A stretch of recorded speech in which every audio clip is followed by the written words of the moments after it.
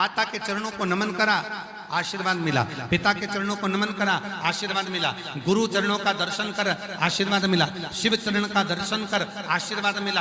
अब कई माताओं के मन में आ जाता है कि शंकर के चरण का दर्शन हमें कहां हो सकता है।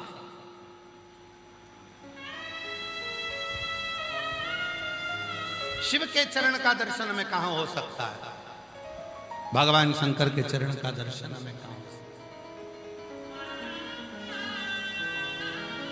कितने लोगों को भगवान शिव जी के चरण का दर्शन करना है? हाथ उठाओ जरा। सबको करना है शिव जी के चरण का दर्शन? बस तो फिर यहां से जाते जाते कर लेना। कहां होगा? किसी बेलपत्र के पेड़ के नीचे जाना, उसकी जड़ का दर्शन करना मेरे शंकर के चरण का दर्शन है। किसको माता पार्वती का दर्शन करना है? बेलपत्र के वृक्ष के मध्य भाग का दर्शन करिए, डाली का, मेरी मां जगत जननी का दर्शन है। किसको भगवान गणेश का दर्शन करना है? किसी बेलपत्र के वृक्ष के नीचे जाइए, उसकी जो डालियां बाहर निकल रही है उस डाली का दर्शन करिए, भगवान श्री गणेश का दर्शन होगा। और किसको माता लक्ष्मी का दर्शन करना है? भगवान शंकर के दरवाजे की चौखट का मात्र दर्शन कर लीजिए, लक्ष्मी का दर्शन होना प्रारंभ हो जाता है। ये दर्शन है, ये दर्शन। शिव के चरण का दर्शन, बेलपत्र के वृक्ष की जड़ का दर्शन। आप सभी के घर में बेलपत्री का पौधा होगा, गमले में लगा होगा, छोटा होगा, किसी के घर में बड़ा होगा, किसी के घर में छोटा होगा। उस बेलपत्री के वृक्ष के जड़ में आप दर्शन करिए।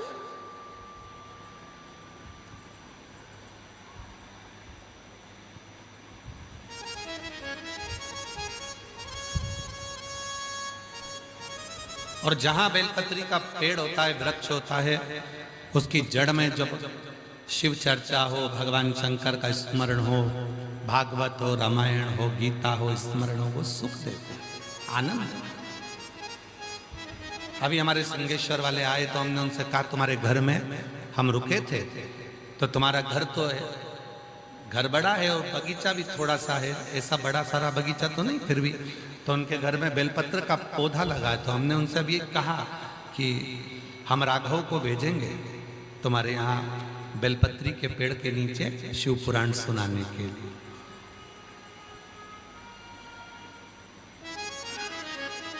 शिव पुराण का श्रवण करना का जब आशीर्वाद कथा करवाने वालों को मिलता होगा तो उनकी तो जिंदगी सार्थक हो जाती होगी, उनका जीवन सार्थक हो जाता है। भाई पैसा तो एक वैश्या के घर में भी होता है, पैसा तो एक पापी के घर में भी होता है, धन तो एक वैश्या के घर में भी होता है, धन तो एक पापी के घर में भी होता है, धन तो एक गलत काम करने वाले व्यक्ति के घर में भी होता है। पर उसका धन कभी ना तो शिव महापुराण में लग पाता है, उसका धन ना कभी शंकर के भंडारे में लग पाता है, उसका धन ना कभी की भूखे के भोजन में, ना प्यासे के पानी में लग पाता है। अगर तुम्हारा धन कहीं शिव पुराण के भोजन भंडारे में लगा है, अपने आप को किस्मत वाला समझना कि हमारा पैसा पैसा नहीं रहा, हमारा पैसा लक्ष्मी हो गया है, हमारा पैसा लक्ष्मी। आकर खड़े हो जाते हैं, कथा होती।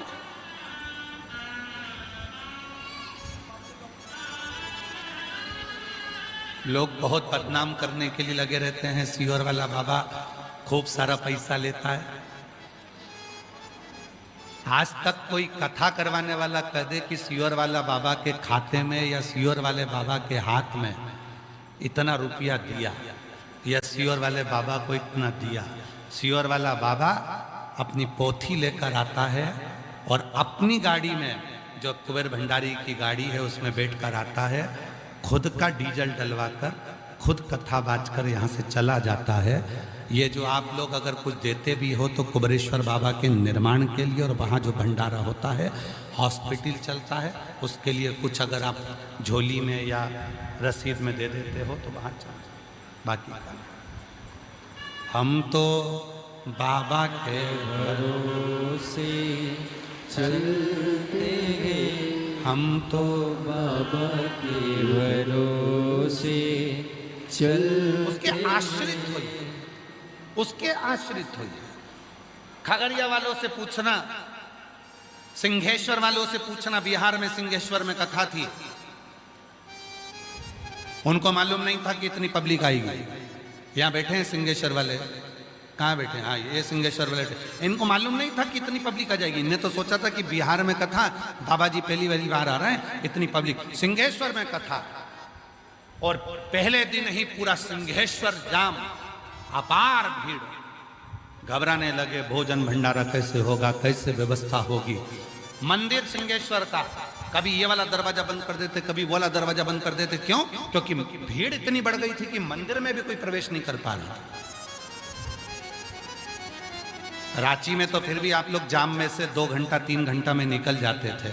सिंहेश्वर में जाम में से निकलने में कम से कम 9 घंटे लगते थे, और 9 घंटे में लोग बाहर निकलते थे जाम में। पूरा सिंहेश्वर का लोग कार्यकर्ता घबराए, कैसे होगा कैसे होगा।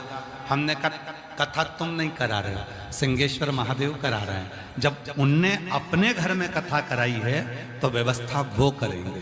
रांची में कथा समिति का नाम है शिवाला सेवा समिति। कथा तुम नहीं करा रहे हो, कथा शिवाला स्वयं गुरु ने मंगाए। पहली भिक्षा जो जल की लाना, कुआं बावड़ी के पास। गुरु कह रहा है जल लेकर आना, पर कुएं बावड़ी के पास मत जाना। ना कुएं के पास जाना, ना बावड़ी के पास जाना, जल लेकर आना। फिर वो जल कौन सा है? तो कहा भक्ति का, श्रद्धा का, विश्वास का जल लेकर आना। ऐसी गगरी भर के लाना रे गुरु ने मंगाए। ऐसी गगरी भर के लाना रे गुरु ने मंगाए। गुरु ने मंगाई, सतगुरु ने मंगाई। गुरु ने मंगाई, सतगुरु ने मंगाई। गुरु को कुछ नहीं चाहिए। आज के जमाने में लोग सनातन को जो बदनाम करने वाले होते हैं, सनातन को जो धकेलने वाले होते हैं, जो बदनाम करने वाले होते हैं, वो आए दिन सनातन को बदनाम करने के लिए कि सनातन में तो ये चाहिए, वो चाहिए, वो चाहिए। शिव महापुराण की कथा कहती है अपने घर की रूखी रोटी खा लेना, अपने घर की रूखी रोटी खा लेना, चटनी रोटी खा लेना, कांदा रोटी खा लेना, पर दूसरे धर्म में कभी प्रवेश मत करना। अपने धर्म के अंतर्गत, अपने धर्म की रूखी रोटी खाओ। हमारा सनातन धर्म, हमारा हिंदू धर्म, हम भगवान शिव को मानते हैं। मैं धन्यवाद करता हूं पूरी रांची को, रांची झारखंड के रहवासियों को। झारखंड रांची, ये झारखंड के जो आदिवासी वनवासी हैं, उनके चरणों को नमन करता हूं कि आप स्वयं भगवान शंकर के वंशज हो।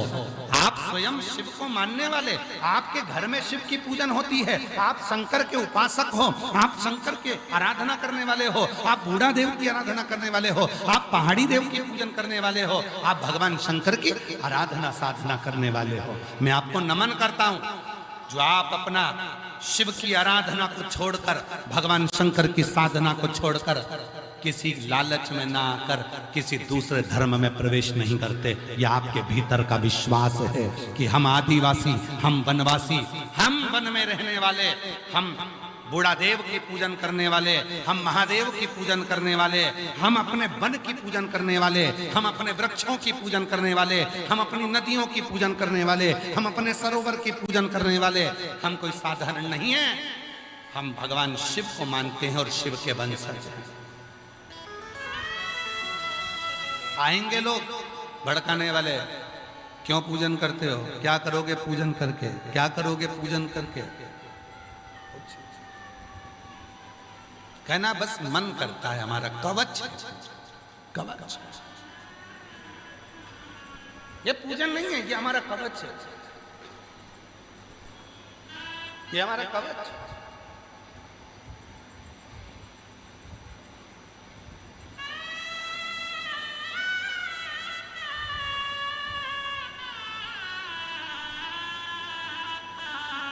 कल एक मीडिया की बेटी मीडिया की तरफ से हम जहाँ ठहरे हैं वहाँ पहुँची, तो हमने उनसे कहा हमारा एड्रेस तो हम किसी को देते ही नहीं है, तो तुम कैसे पहुँच गए? कहा बाबा बस थोड़ा समिति वालों से बात कर कर के दर्शन हो जाएंगे। हमने कहा दर्शन करने आए हो कि कुछ पूछने आए? कहा बाबा इतना सब पूछने आई हूं कि अगली बार कब आओगे, अगली बार कब आओगे, ये पूछने। हमने पूछा क्यों? कहा रांची में ऐसा नजारा कभी नहीं देखा, बच्चों के मुख पर भी भगवान शिव का नाम था। 80-80 साल की बुजुर्ग माताएं कथा सुनने के लिए आ रही थी, ऐसा नजारा रांची में कभी नहीं देखा, इसलिए पूछ रही हूं कि फिर कब आओ। और वो पानी की टंकी का जो नल होता है वो ऊपर नहीं होता, नीचे होता।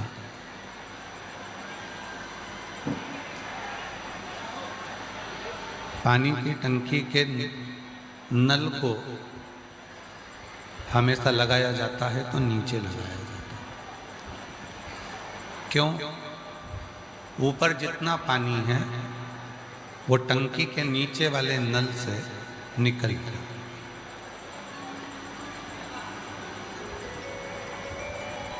पानी की टंकी में पानी भरा है और नल जो काशी विश्वनाथ ओगड़दानी त्रिकालदर्शी कैलाशी अविनाशी भगवान शिव जिनकी पुनीत पावन पवित्र शिव महापुराण की कथा भगवान शिव की कृपा से, करुणा से, उनकी उदारता से श्रवण करने का सौभाग्य बाबा देवाधिदेव महादेव की पवित्र आनंदमय भूमि झारखंड की इस पवित्र पावन धरा पर रांची झारखंड में जो 7 दिवसीय शिव महापुराण की कथा चल रही थी, आज विराम की ओर जा रही है। भगवान शिव की ये पवित्र पावन शिव महापुराण की कथा रांची झारखंड की पवित्र धरा पर चल रही है। आज कथा का विराम दिवस है। श्री शिवाला सेवा समिति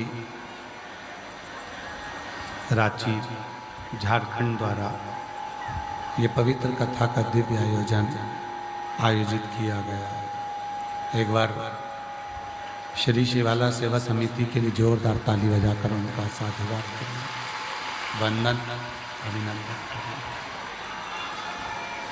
कथा के मुख्य यजमान श्री विवेक कुमार जी, श्रीमती विनीता कुमारी जी, जिन्होंने कथा के मुख्य यजमान पद ग्रहण किया, और बाबा देवाधिदेव महादेव की ये पवित्र कथा रांची झारखंड की इस पवित्र भूमि पर आयोजित करवाई। एक बार श्री विवेक कुमार जी, श्रीमती विनीता कुमारी जी के लिए भी जोरदार ताली बजाकर उनके लिए साधुवाद। और तेरी कृपा बिना हिले एक भी अणु लेते श्वास तेरी कृपा से तनु तनु बखान क्या करूं मैं राखों के ढेर का चपटी भभूत में खजाना कुबेर का हे गंगाधर मुक्ति द्वारे ओमकार तू भोले ओमकार तू आयो शांति हरि शंभु पारकार तू। संसार में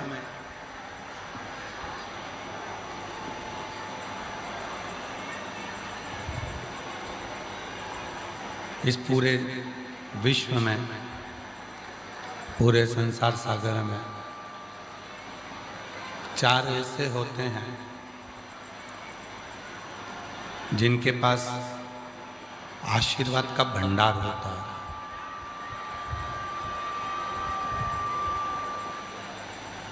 जैसे पानी की टंकी में पानी भरा होता है, केवल नल चालू करना रहता है और वो पानी की टंकी का जो नल होता है वो ऊपर नहीं होता, नीचे होता है।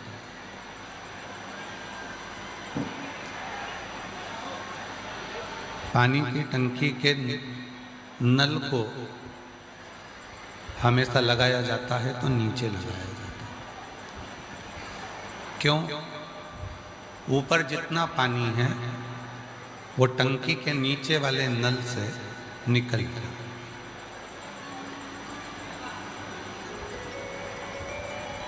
पानी की टंकी में पानी भरा है और नल जो लगाया गया वो नीचे लगाया है।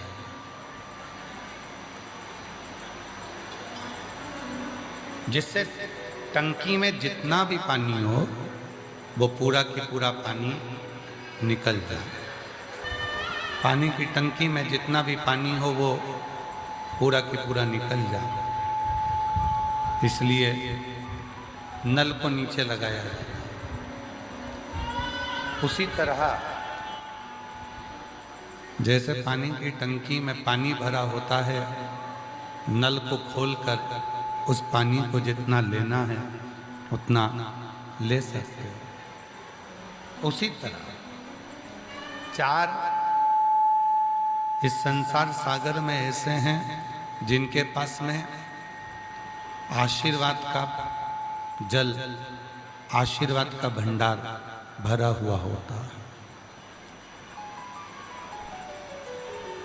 पहले नंबर पर है माँ, दूसरे नंबर पर है पिता, तीसरे नंबर पर है गुरु और चौथे नंबर पर है मेरे देव अधिदेव महादेव, मेरे ओघड़दानी, मेरे शंभु, मेरे त्रिकालदर्शी, मेरे कैलाशी, अविनाशी, मेरे शंकर। जैसे पानी की टंकी में पानी होता है उसी तरह माता, पिता, गुरु और मेरा देव अधिदेव महादेव, इनके चरणों में एक नल लगा हुआ है। बस वो चरण को तुमने छुआ और इन चारों का आशीर्वाद, इन चारों की कृपा तुम पर होना प्रारंभ हो जाती है। ये चार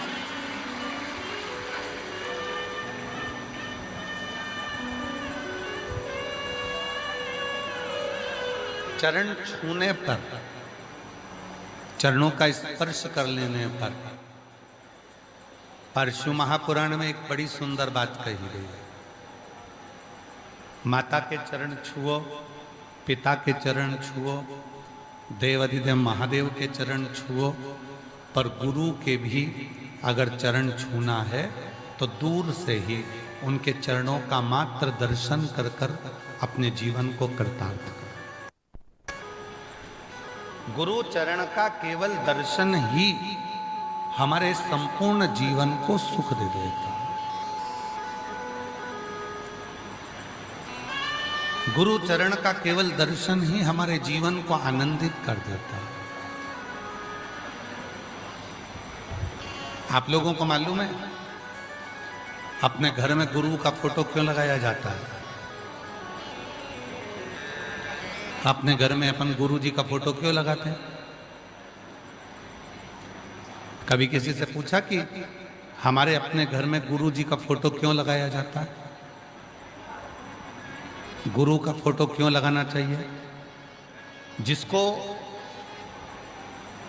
आप हृदय से गुरु मानते हो उसका फोटो अपने घर में क्यों लगाते हो? उसका एक कारण है, गुरु दिन रात भगवान शंकर की अविरल भक्ति में डूबा हुआ होता है, भगवान के भजन में डूबा हुआ होता है। उसके भजन करने पर, उसके स्मरण करने पर शिव की दृष्टि एक न एक दिन उस गुरु पर जरूर पड़ती है। और यदि उस गुरु का चित्र हमारे अपने घर में होता है तो जब शिव की दृष्टि गुरु पर होती है तो उनकी दृष्टि हमारे घर पर भी हो जाती है और हमारे घर का भी कल्याण हो जाता है।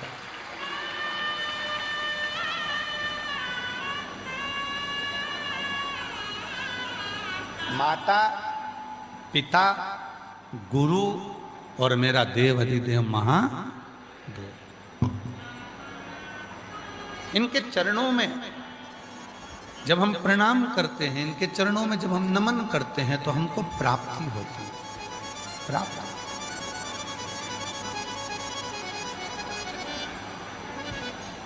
क्रीम कौन कौन लगाता है अपने चेहरे पर? जरा हाथ उठाओ तो। कोई सा भी क्रीम लगाते हो? लगाते तो हो, चलो ठीक है। अगर क्रीम नहीं लगाते तो एक काम करो, दांत कौन कौन घिसता है? ब्रश करते हो सब पेस्ट से? जम के तो बोलो। कोई भी पेस्ट आप यूज करते हैं, कोई भी पेस्ट आपके पास में है, आप उससे दांत तो घिसते हैं।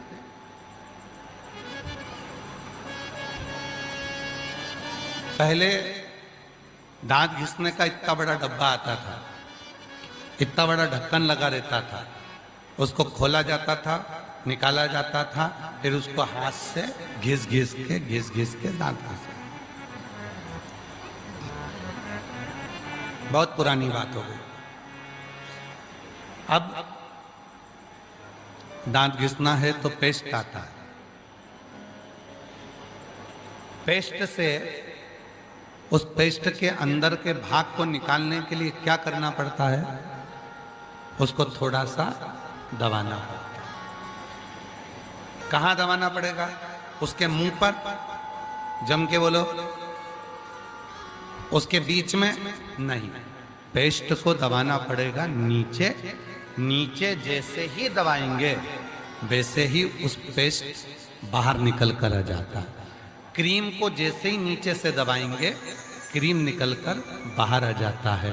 उसी तरह माता, पिता, गुरु और महादेव के चरण को जैसे ही दबाते हैं तो उनका आशीर्वाद निकलकर बाहर आ जाता है। उनका आशीर्वाद।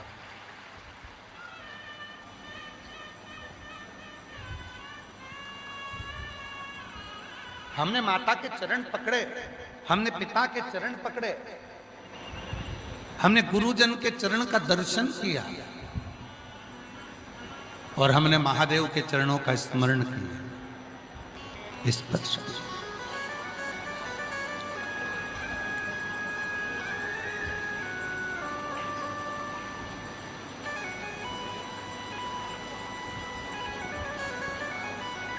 बस जैसे ही हम महादेव का चरण का स्पर्श करते हैं,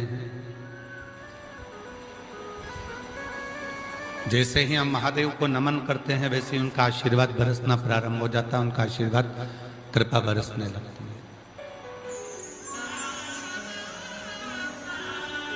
माता, पिता,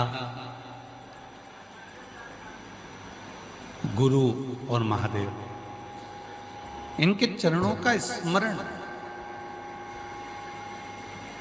इनके चरणों की प्रीति, इनके चरणों को नमन हमारे जीवन में एक सुख की अनुभूति करा देता, आनंद की अनुभूति करा देता। कभी बन सके तो अपने माता के चरणों को नित्य नमन करो। नित्य।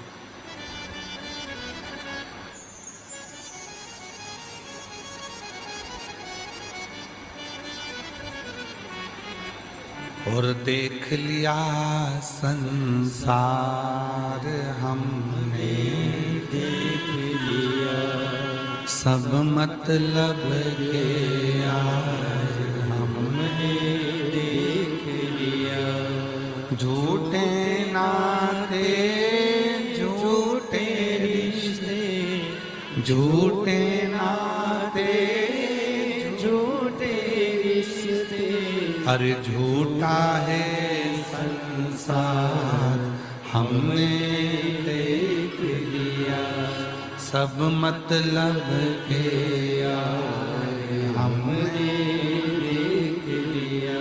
ओ देख लिया संसार हमने देख लिया। एक माता के चरण में नित्य बैठो, पिता के चरण में नित्य बैठो। गुरु रोज नहीं मिल सकते, पर बन सके तो गुरु ने जो जीवन में मंत्र दिया है उस मंत्र का स्मरण जरूर करो।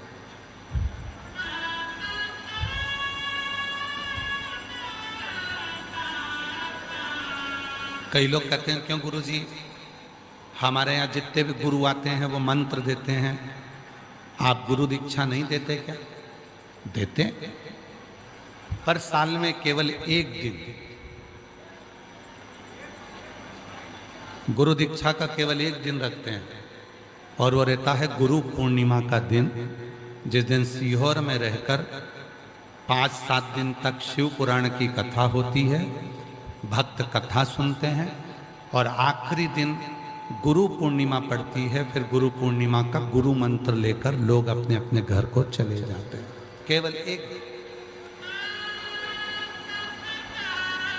और वो गुरु दीक्षा लेने वाले आते हैं, गुरु पूर्णिमा पहले 5 दिन 7 दिन तक कथा सुनते हैं, और कथा सुनने के बाद फिर गुरु पूर्णिमा पे गुरु मंत्र लेकर अपने घर को जाते हैं।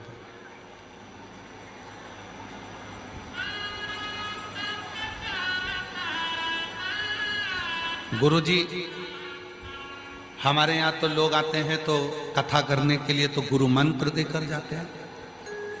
अगर आपको कथा में से कोई मंत्र चाहिए तो एक मंत्र अपनी जिंदगी में उतार लीजिए, श्री शिवाय नमस्ते।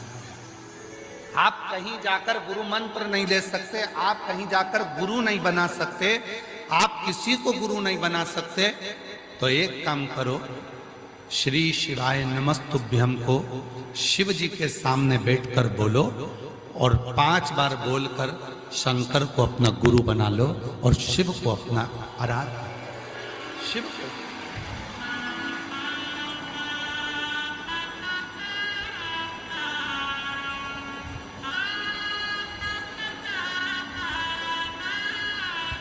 शिव महापुराण की कथा में यहां तक कहा गया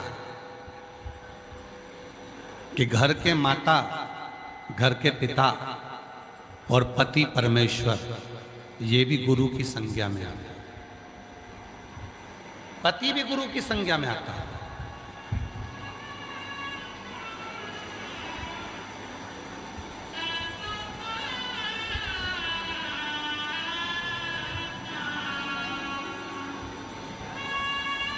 आजकल तो एक नया पैटर्न चालू हो गया कि जितने चेले बनाना है बना लो, बस चेले बनाने का एक फैशन चालू हो गया। मेरे 1 लाख चेले हैं, मेरे 50,000 चेले हैं, मेरे 25,000 चेले हैं, मेरे इतने सारे शिष्य हैं, मेरे इतने सारे शिष्य हैं।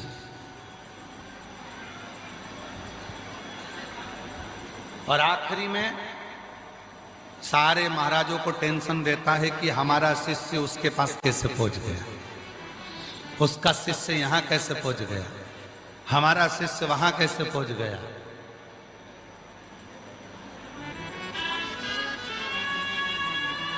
शिव गुरु हो, गुरु ही शिव और शिव ही गुरु, दोनों सब।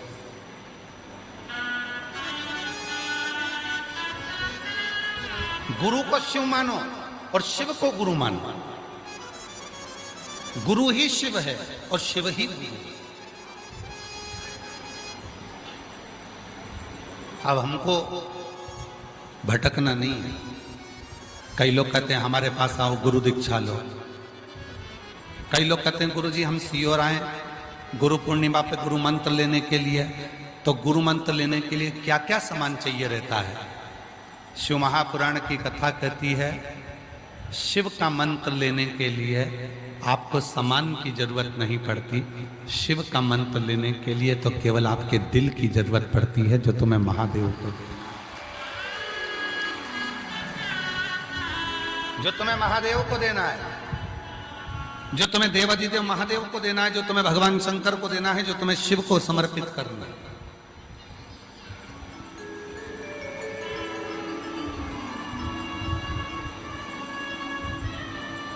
1000 व्यूज को 1 मिलियन व्यूज में बदल दोगे अगर मेरी बात सुनी तो। हमारा देश इतना बड़ा है तो 1 मिलियन व्यूज लाना कौन सी बड़ी बात है। जहाँ देश के कोने कोने में लोग वायरल हो रहे हैं वहाँ तुम 100-200 व्यूज पर ही अटक रहे हो, क्योंकि आपने अभी तक सीखो ऐप डाउनलोड नहीं किया है। सीखो ऐप में है एक्सपर्ट जो आपकी मदद करते हैं अपनी एक्सपर्टीज के साथ, और आपको सिखाते हैं कि कैसे अपनी रील की रीच बढ़ानी है। तो अगर लाने हैं अपने रील पर 1 मिलियन व्यूज तो अभी डाउनलोड करो सीखो ऐप और सीखो एक्सपर्ट से और हो जाओ वायरल। अभी इंस्टॉल बटन दबाएं और सीखो ऐप डाउनलोड करें।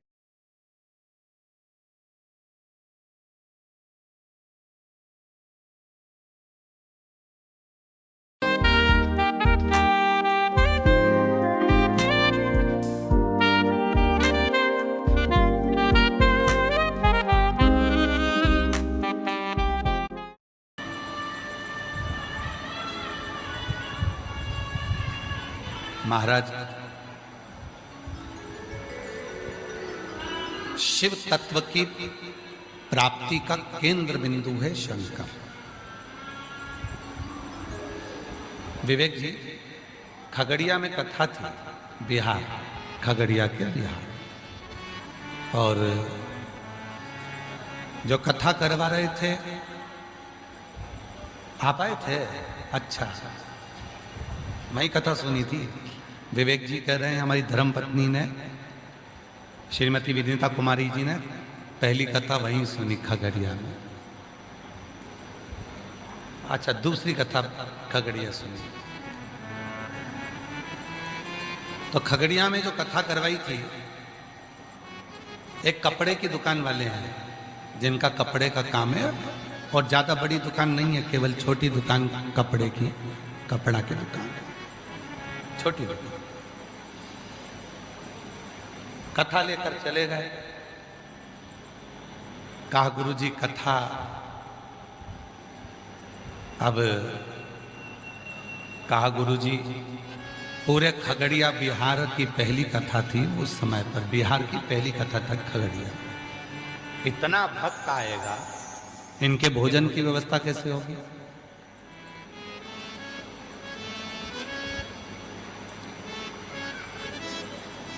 इतने सारे लोगों को बिठाने की व्यवस्था, पंडाल की व्यवस्था कैसे होगी। हमने उनसे कहा आप चिंता न करें, कथा करवाएं। अटैची वर्कर माल लेने के आने की जवाबदारी उस काल अधिपति महाकाल की है। और आज भी हम इस पवित्र व्यासपीठ पर पूर्ण भरोसा कर विश्वास के साथ कह सकते हैं कि भारत की भूमि पर जितनी जगह पर भी कथा करी है 30 सालों में, 35 सालों में, जहां जहां कथा चलती है वहां जो भंडारा होता है, विवेक जी, भंडारा वैसा की वैसा ही भरा की भरा रहता है, वो खाली नहीं हो सकता।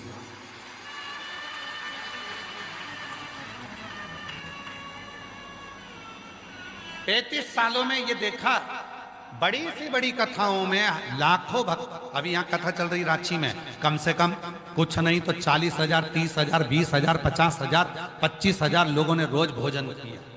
प्रतिदिन सब्जी चावल दाल जो बनता था, 25 से 50,000 व्यक्ति रोज रांची में भोजन करता था। दिल्ली में कथा हुई, वहां पर भी लाखों लाख लोग भोजन करे। इससे पहले महाराष्ट्र कथा हुई, उस समय भी लाखों लाख लोग भोजन करे। हजारों लोग भोजन करते हैं। 7 दिन का आंकड़ा देखा जाए तो 4 से 5 लाख लोग सुबह से शाम तक भोजन कर लेते हैं। भंडारा पूरा खाली हो जाना चाहिए, पर कभी भी जब पूरी कथा हो जाए, सब भोजन कर कर चले जाएं, उसके बाद जब आप भंडार गृह में जाकर देखेंगे तो चावल दाल शक्कर आटा सब बाबा की कृपा से भरा की भरा मिलेगा, वो खाली नहीं हो सकता। कथा करने कोई दूसरा नहीं आता है, कथा करने के लिए स्वयं कुबेर भंडारी कुबेरेश्वर महादेव स्वयं सीहोर से चलकर मेरा कुबेरेश्वर बाबा इस पोथी के रूप में आता है। और विवेक जी और जितने श्रोता हमारे शिवालय सेवा समिति के बैठे हैं उनको कहूंगा, जब तक कथा चालू नहीं होती तब तक टेंशन बना रहता है।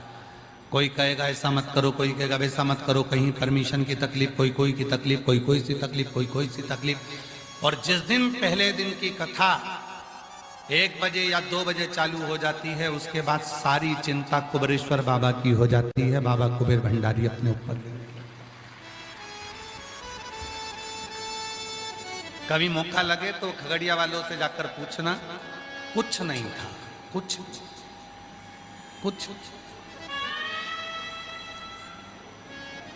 कैसे कथा होगा। फोन पे बात हुई थी, अच्छा। तो कभी पूछें खगड़िया वालों से कि कथा कैसे हुई, तो वो कह देंगे हम तो छोटे से कपड़े के व्यापारी हैं खगड़िया के,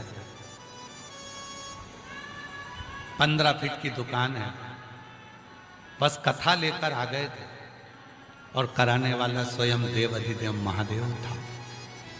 देवघर वाला मेरा बाबा वैद्यनाथ आकर खड़ा हो जाता है, कुबेरेश्वर बाबा आकर खड़े हो जाते हैं और कथा होती।